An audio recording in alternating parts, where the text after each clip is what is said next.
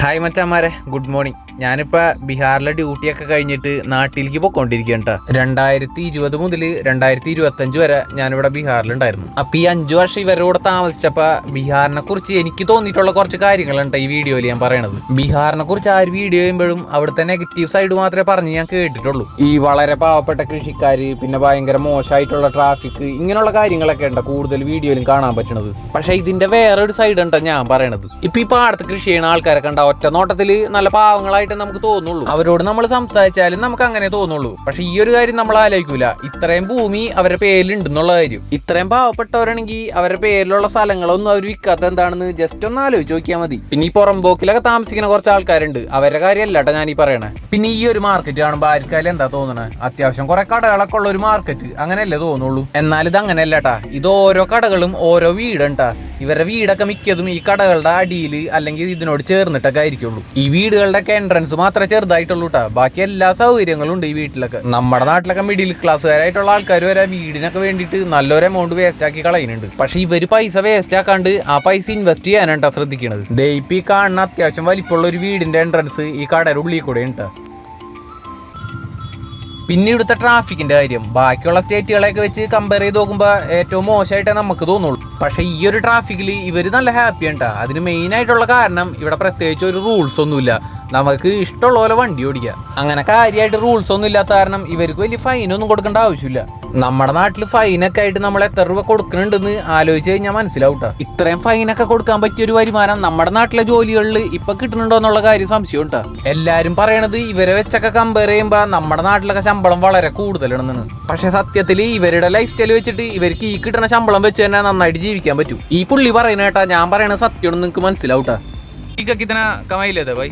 1000 something, 2500 तक आ जाता है. कभी कभी होगा ना, डेली? अच्छा अच्छा, बढ़िया है. फिर खेती वगैरह कुछ है क्या? घर पे है. अच्छा अच्छा, खेती वगैरह है. ദേ ഈ ഓട്ടോ ഒക്കെ കണ്ട കൂടുതൽ ആൾ കയറാൻ പറ്റുന്ന രീതിയിൽ നല്ല അടിപൊളിയായിട്ട് മോഡിഫൈ ചെയ്ത് വെച്ചേക്കണല്ലോ. നമ്മുടെ നാട്ടിലെ പോലെ അല്ല കേട്ടോ. ഇവരെ ഓട്ടോയിൽ ഡെയിലി 10-12 പേരൊക്കെ വെച്ച് കയറ്റിക്കൊണ്ടു പോകും. പിന്നെ കയറുന്ന ഓരോരുത്തർക്കാണ് ഇവർ പൈസ മേടിക്കുക. പിന്നെ ഈ ചെക്കിങ്ങും ഫൈനൊന്നും ഇല്ലാത്ത കാരണം 10 പൈസ കയ്യിൽ പോവില്ല. ഈ ചങ്ങായി തന്നെ ഡെയിലി 2500 രൂപ ഉണ്ടാക്കുന്നാണ് പറഞ്ഞത്. പിന്നെ എന്തോ കൃഷിയൊക്കെ വേറെയും. ദേ ഈ കാണുന്ന ജീപ്പ് പുള്ളി സ്വന്തമായിട്ട് ഉണ്ടാക്കിയിട്ട് ടാക്സി ആയിട്ട് ഓടിക്കൊണ്ടിരിക്കണ്ട. ഇപ്പൊ നമ്മുടെ നാട്ടിലാണെങ്കിൽ പുള്ളിക്ക് ഇത് റോട്ടിൽ പോലും ഇറക്കാൻ പറ്റില്ല. അതണ്ടാ ഞാൻ നേരത്തെ പറഞ്ഞത്. ഇവിടെ ഈ റൂൾസ് ഒന്നും ഇല്ലാത്ത കാരണം ഇവര് നല്ല ഹാപ്പിയാണ്. ഇവർക്ക് അത്യാവശ്യം നല്ല രീതിക്ക് പൈസ ഉണ്ടാക്കാൻ പറ്റുന്നുണ്ട്.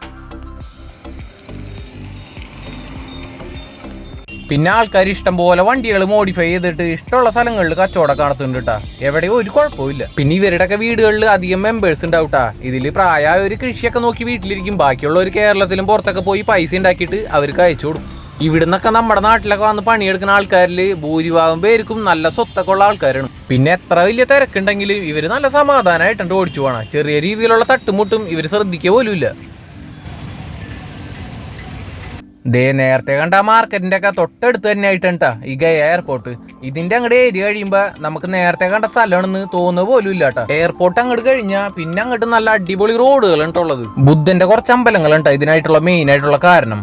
മ്യാൻമാറിൽ നിന്നും ഭൂട്ടാനിൽ നിന്നും ചൈനയിൽ നിന്നൊക്കെ ഇഷ്ടം പോലെ ടൂറിസ്റ്റുകൾ ഇവിടെ എല്ലാ വർഷവും വരുന്നുണ്ട്. അതുകൊണ്ട് തന്നെ ഈ ഒരു ഏരിയ അത്യാവശ്യം നല്ല രീതിക്ക് ഡെവലപ്പ് ആയിട്ടുണ്ട്. നല്ല അടിപൊളി 5 സ്റ്റാർ ഹോട്ടലുകളും ഫ്ലാറ്റുകളൊക്കെ ഉണ്ട് ഈ ഒരു ലൈനിൽ നമുക്ക് കാണാൻ പറ്റുന്നത്. കുറച്ച് നേരത്തെ കണ്ട സ്ഥലമാണ് ഇതെന്ന് ഒരാൾ പറഞ്ഞാലും വിശ്വസിക്കൂല കേട്ടോ. പിന്നെ ഇഷ്ടം പോലെ പുതിയ പുതിയ പ്രൊജക്ടുകളും ഉണ്ട്. ഈ മുട്ടിന് വന്നുകൊണ്ടിരിക്കുന്ന കാർ ഷോറൂമുകൾ കണ്ടാൽ മതിട്ടാ. ഇവരുടെ കയ്യിൽ പൈസ ഉണ്ടോ എന്ന് നമുക്ക് അറിയാൻ പറ്റും.